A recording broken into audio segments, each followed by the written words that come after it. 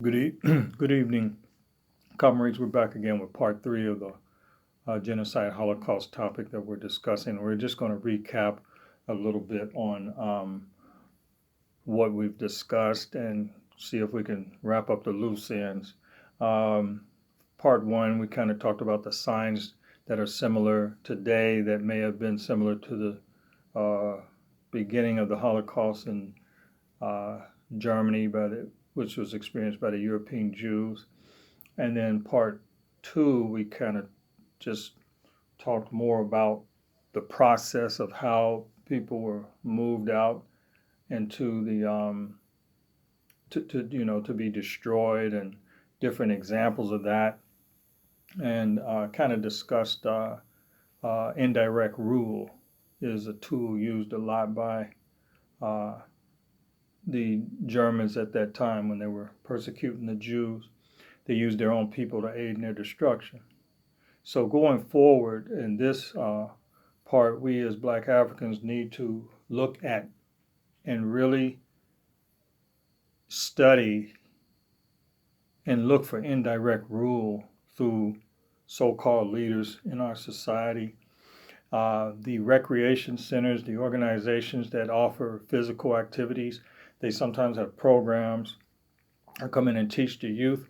But I see, in my years of going in and out of those places, and even I and maybe some other people wanted to start a African history type of program or something where you can come in and give them some information about the history.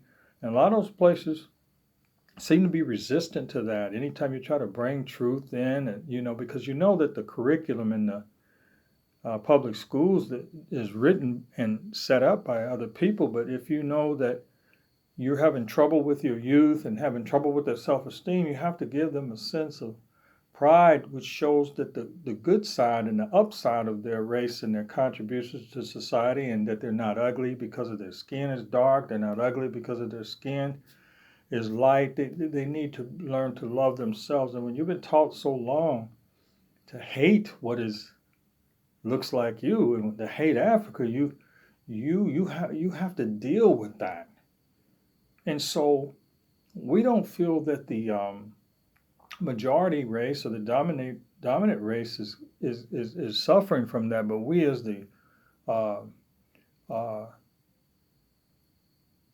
other race, we as the minority race, it's tragic for us to see this happen to our youth. Even the churches and the commercials and all are Europeanized to the point where it makes a young child seem very insignificant. So this is the importance of these things, that we do matter, we do count.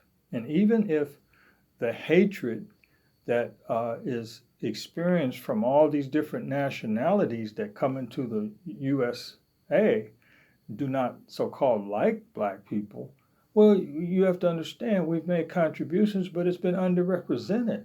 You have to understand that we have proven ourselves to come up out of slavery, up out of colonization, and do things for ourselves. And one of the good things about doing things for ourselves is that we don't have to worry about people pointing back to us and saying, if it weren't for us, you wouldn't be where you are.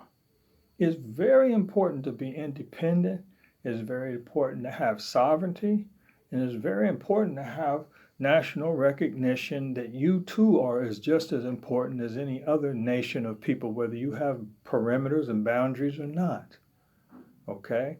So we do not want to go back. Now, one or two other things I want to say before I close out here is I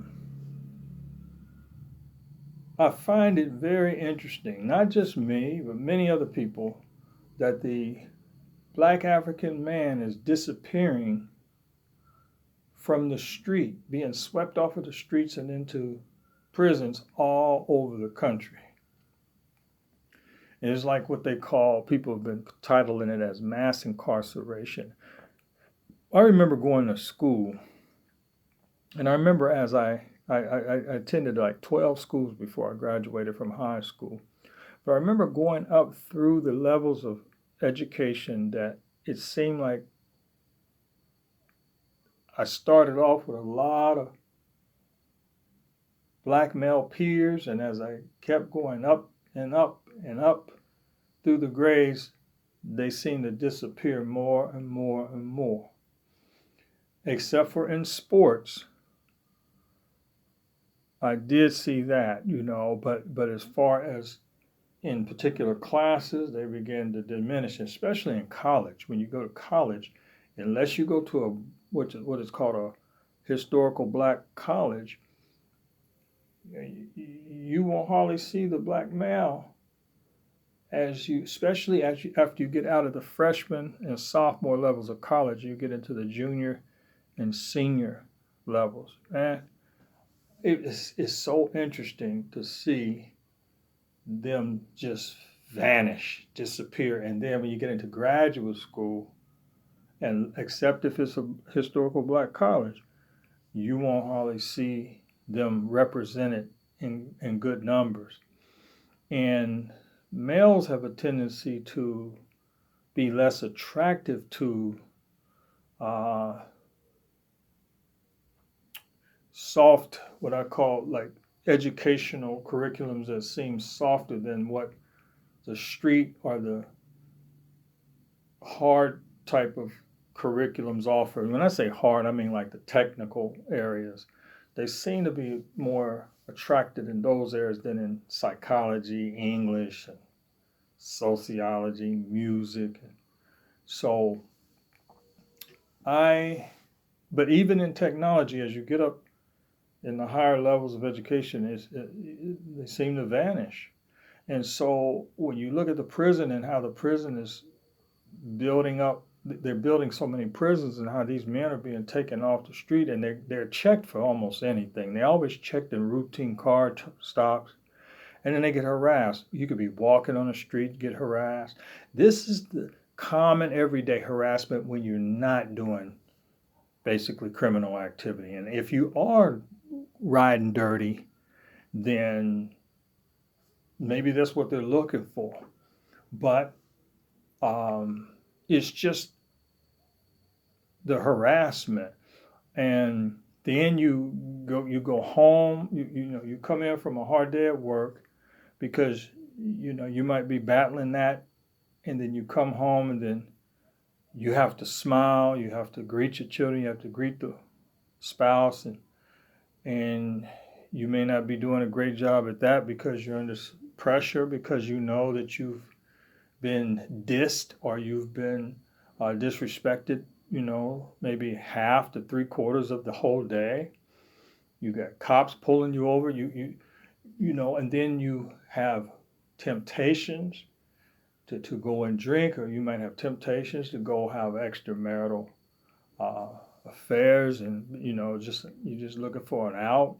You might turn to the bottle, you might turn to drugs, and sometimes you get addicted by those drugs. It takes your whole life on a whole nother turn to hell. And so we see these streets being swept of our strong black men, and they say mostly the men that are more threatening are the ones that are being targeted.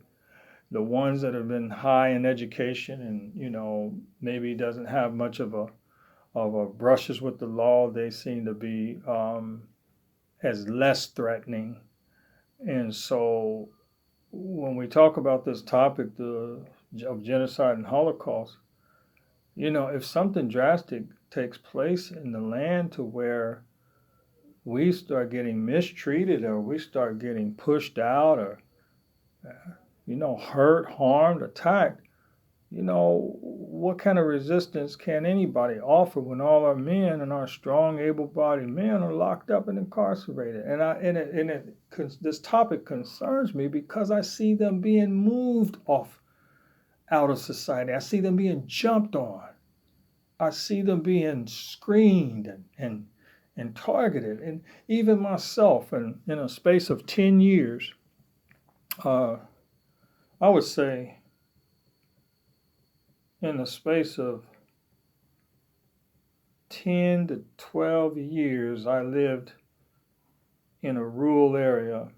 And man, over that time period, I had 15 documented pages of routine stops by police because there weren't very many Black African men in those areas. But I would travel from work 45 minutes, an hour and 45 minutes one way, hour and 45 minutes back the other way.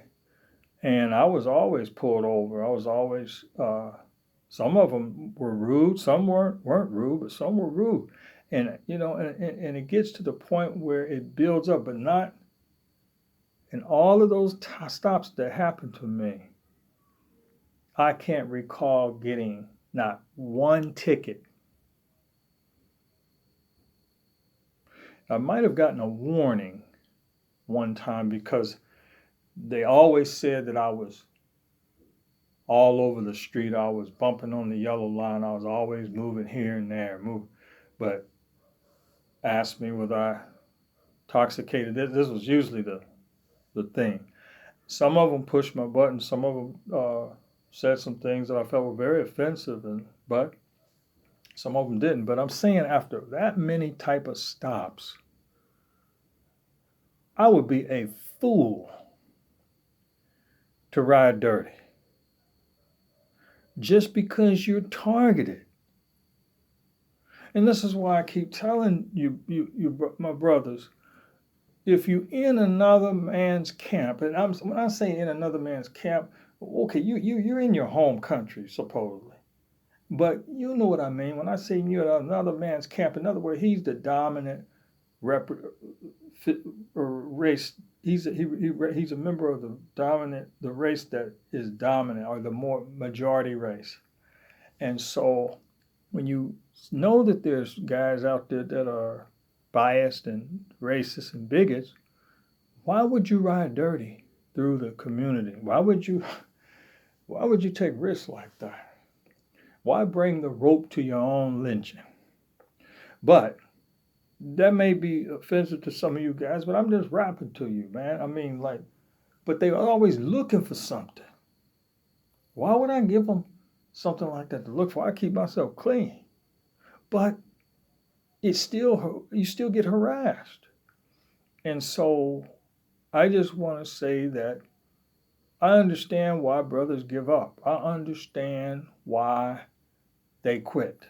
I understand why.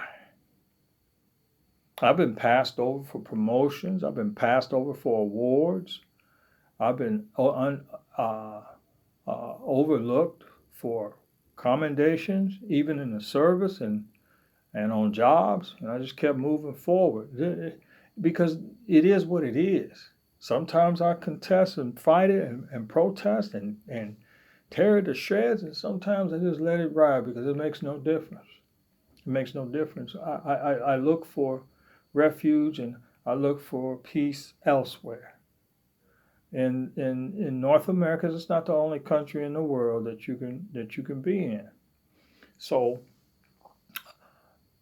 I will reserve these next couple of minutes to say that I want to say what's on my heart is that I feel that we're in a dangerous time in America, not because of the present administration. I feel like he's going to have to do what he has to do. I just feel like we've been in a dangerous time period in the last 15, 20 years. I feel like it's coming slowly but surely that we might have a bad run-in in the near future. I feel that a lot of people are going to get hurt. I just feel like what happened in the civil rights movements in the 60s and all those terrible things and the water hoses and the beatings and the clubbings, and I just felt like that's going to be nothing compared to what's down the road. And I'm not saying it's because of any particular party. I'm saying just the way the dangerous undercurrent that I feel in the United States. I've written a book about it, and I don't see good things going forward. I've tested the system many times. I've done things just to see what the reaction was going to be, and I documented and recorded it, and it doesn't look good for us. It doesn't look good. So, as I once said earlier, keep your eyes open, look for the signs, prepare yourself, and look for those people within our ranks that are traitors and seek to secure yourself. I must end here. God bless. Hotep.